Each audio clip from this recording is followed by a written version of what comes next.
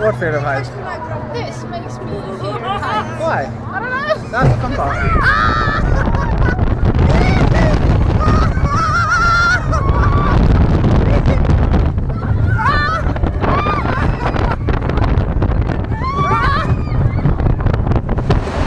Would you drop the camera?